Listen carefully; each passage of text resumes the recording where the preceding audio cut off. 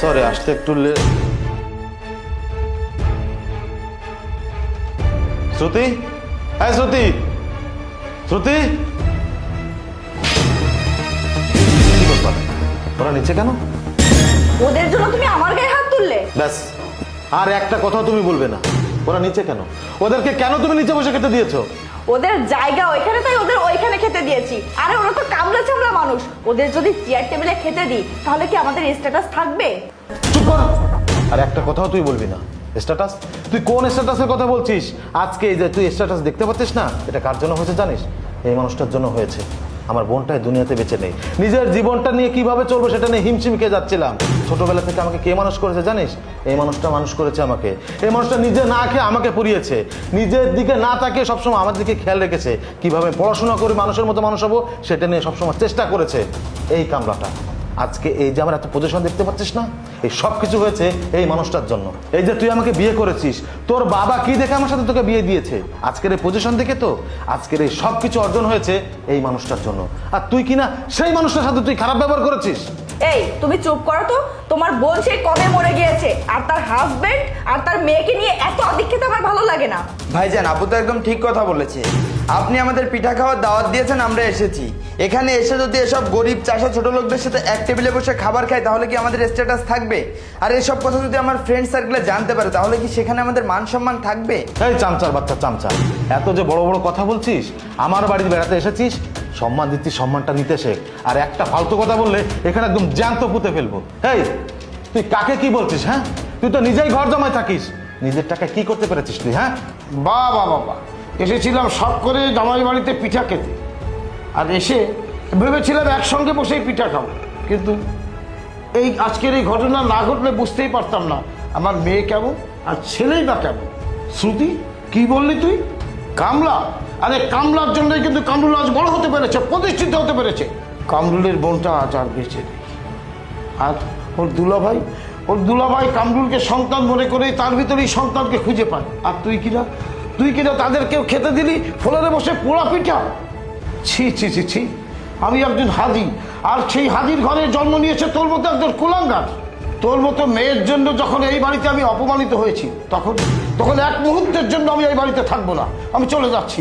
তালয় সাহেব, বিশ্বাস করুন, আমি কখনো আমাকে নিয়ে ভাবিনি। আমি সব সময় আমার ছোট ভাই কামরুলকে নিয়ে ভেবে গিয়েছি। আমি একটা সময় চিন্তা করতাম ও অনেক বড় হবে, ওর অনেক নামডাক হবে, ওর অনেক অর্থ সম্পদ টাকা পয়সা হবে। আজকে সবই হয়েছে। এই যে আজকে আমি আর আমার মেয়ে এই বাড়িতে বেড়াতে এসেছি, কামরুলের স্ত্রী আমাদেরকে ফ্লোরে বসিয়ে পোড়া পিঠে খেতে দিয়েছে, আপনাদেরকে সোফায় বসে ভালো ভালো খাবার খেতে দিয়েছে। এতে আমি বিন্দুমাত্র কষ্ট পাইনি। কামরুল ছোট ভাই, তুই তো আমাকে ভালো করে চিনিস, আমি কেমন মানুষ এটাও জানিস। আমি না খেয়ে চলতে পারবো, তোদের বাড়ি থেকে সবাই যদি আমাকে অপমান করে, অপমান বোধ হয়ে চলেও যাব, তবুও আমি কিছু মনে রাখবো না। তুই সামান্য বিষয় নিয়ে বোনটার সাথে খারাপ ব্যবহার করিস না। বোন, আমি বাড়ি থেকে চলে যাচ্ছি। আমি কথা দিচ্ছি আর কখনো কোনোদিনও তোমাদের বাড়িতে আসবো না। প্লিজ দয়া করে এই বিষয়টা নিয়ে তোমরা নিজেদের মধ্যে হানাহানি করো না।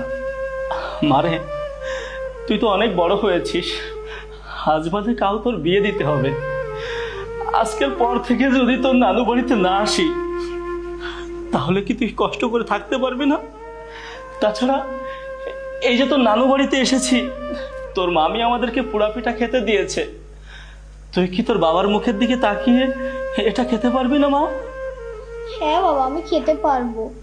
মামা, তুমি এই বিষয়টা নিয়ে মামির সাথে ঝগড়া করো না, মামির মনে কষ্ট দিও না।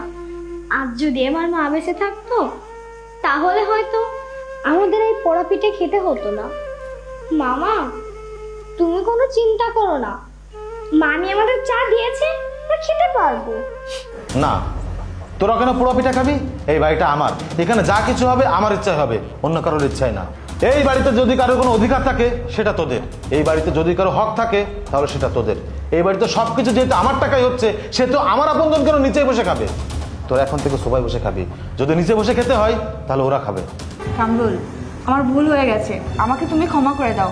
আসলে ওদের আমি কখনো চোখে দেখতে পারিনি, ওরা কৃষক চাষা ভুষা মানুষ, কিন্তু আমি এটা ভুলে গিয়েছিলাম যে আমরা সবাই মানুষ। ভাইজান, আপনি আমাকে ক্ষমা করে দিন। আচ্ছা, তোমার কি কখনো একটা বারের জন্য মনে হয়নি যে যে বাচ্চা মেয়েটা, ওর মা না ফেরা দেশে চলে গিয়েছে, ও তো একা, ওর তো একটা মায়ের প্রয়োজন। ওকে নিজের সন্তানের মতো করে কি একটু ভালোবাসতে কখনো ইচ্ছা হয়নি? আচ্ছা, মানুষকে কেন আপন করতে পারো না? সবসময় কেন মানুষকে পর করে দেখতে হবে? যদি মানুষকে আপন করতে পারো তাহলে দেখবে পৃথিবীতে তোমার মতো খুশি আর কোনো মানুষ নাই। আর যদি তুমি আপন করতে না পারো তাহলে এই যে টাকা পয়সা ধন দৌলত এগুলোতে তুমি কখনোই সুখ পাবে না। যেটা পাবে সেটা শুধু অশান্তি আর অশান্তি।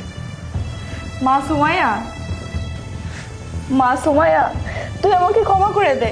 আমি তোর সঙ্গে অনেক অন্যায় করে ফেলেছি।